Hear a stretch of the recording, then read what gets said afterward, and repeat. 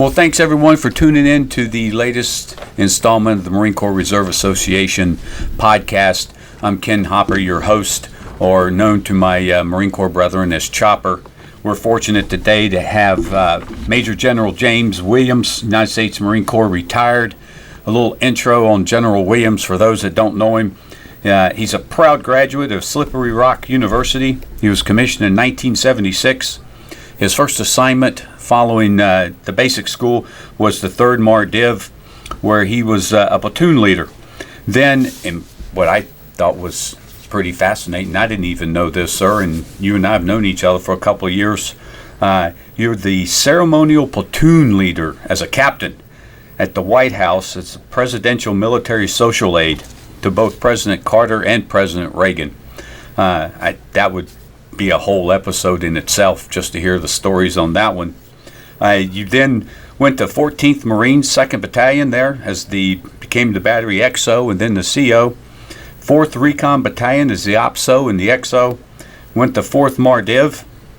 Then you were the commanding officer of the 1st Battalion, 23rd Marines, deputy commander at 1 Mace, then deputy director, CJTF 180 there in Afghanistan.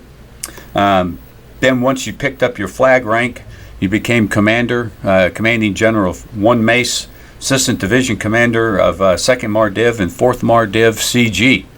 And I don't know how, with all that, you fit in all the education of the Air Command and Staff College, Marine Corps Command and Staff College, master's degree from Georgetown and Yale, and then graduate of the Army War College. That's a pretty impressive resume right there, sir, in itself. And I didn't even mention your civilian career, what you're doing now. We'll get to that later in this podcast. But for everyone out there, could you tell us something that is not in the bio that you'd like to share with everyone? I'm not sure that there's much more I could tell you there, Chopper. I would say I'm kind of one of those guys that's in continuous learning mode, so I'm always going to school. So that's probably the only thing that doesn't show up. So I know that feeling now. Once we move down here to just outside Nashville, once I get a few more projects done outside, that's the first thing I want to do, because you got Vanderbilt University that's 30 minutes away from me, and how can you turn education down like that? But let me ask you this, sir. When you in 1976, growing up there in the late 60s, the early 70s, out of all the services, why did you choose the Marine Corps and not one of the other branches? Well, it's kind of interesting. In the early part of my life, I grew up about 400 meters from where the Marine Corps was founded at Tun Tavern in Philadelphia. And, people started calling me Marine before I knew what a Marine really was. However, I was actually initially going to follow my cousin, who is 20 years my senior, into the U.S. Army and follow his path in Army Special Forces. He started in the Army back in just after the fall of Dien Bien Phu in 1954, and was actually deployed with the Army in our early advisory roles. So I think his first advisory tour was 1956. Anyway, he started going back and forth to Vietnam. And then as Vietnam escalated, he had 3 tours as Special Forces. So everybody thought, I would go to the Army following him. So kind of the long story short was when I was in college, and he had just finished Army War College himself, and he was at the Pentagon, and he was in Army personnel and was kind of overseeing the ROTC program. He said, "Hey, I'm going to have these guys come see you while you're in college." Well, we kind of went through that for about 18 months. They never showed up. The Marine OSO showed up, and I had already been hanging out with a bunch of Marine Vietnam veterans for several years anyway. And so from that point forward, I got the OSO, who had just come back from Vietnam, was in recon, kind of knew that's where I wanted to go, especially the Force Recon. And so from that point forward, I considered myself an Army reject, and for the good of my military career. So,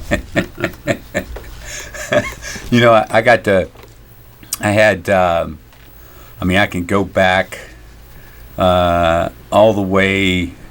I want to say the Revolutionary War, but I got to find the document. I've heard the stories, but pretty much every war from then on, or major conflict, because I had an uncle that was in the Navy who was on the Point Destroyer during the Cuban Missile Crisis. And in the Army, the Air Force, and they all looked at me when I told everyone I was joining the Marine Corps, and they went, not smart enough to get in one of the other branches of the service. So I know that feeling. Absolutely. The reject. I know exactly what you're talking about there. When you reported to TBS, and then especially your first duty assignment there at 3rd Mardiv, did you have any, was there any racial tension? Was there many other African Americans there with you? Oh, yeah, there were definitely African Americans. Of course, being in Okinawa, at Camp Schwab, where I was, there really wasn't any racial problems that I remember. Where I remember there were challenges was down at Camp Hansen.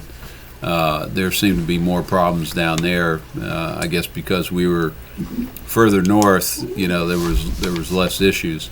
But so I didn't really kind of have a lot of the post-Vietnam fiasco that was going on elsewhere in the Marine Corps. Gotcha. What was it like there at Schwab? Because I was there mid '80s when I was flying with VMGR. But what was it like at Schwab there? Well, for me, it was perfect. Being a swimmer, a diver, I'd get out on Arwan Beach. We go swim out to the coral reefs. Personally, I just liked the isolation to a degree. All we had to do was train, and that was what we would do. Spend a lot of time in the NTA training area. And I probably spent more days up there than probably anybody, because I was during that time I became in charge of the 9th Marine Super Squad, and then represented 9th Marines in the 3rd Marine Division competition, and then we took 2 super squads, one from 4th Marines, and then the squad that I had to Quantico for the super squad competition. Although I didn't go, they took the 4th Marines guy because he was a little senior to me, and I think my group ended up finishing 2nd that year. Probably would have won if I'd been there with them, but you know how that goes. Hey, can you elaborate what entails the super squad? What's the competition like? Well, typically you do a myriad of infantry skills. There's individual fitness tests, and of course the whole group gets graded as a squad. The squad actually composed of the best Marines from the battalion. So in the squad, I had different Marines from different companies that actually composed the squad. So we took the really the best of the best. And it's interesting that, believe it or not, at least 4 of those guys still call me today, which is wow. It's really good. And they're doing great as post-Marine career individuals out there in the world. So it was a really good group. What was the ranks of the members of the super squad? Well, typically, you have a lieutenant as the OIC. I had a staff NCO as who was a staff sergeant, was the platoon sergeant along with me, and then you have the squad leader who was a sergeant. At that time was a great young man. He's deceased now, Sergeant Farrell. He was my squad leader. And the rest were typical squad people, either lance corporals, PFCs, privates, that sort of thing. Wow, that would have been That would have been fun to watch, that competition. Oh yeah. Well, at that time we'd actually set the Marine Corps record for the PFT. We had just missed a total perfect PFT for the whole squad by 2 points, so they ended up with a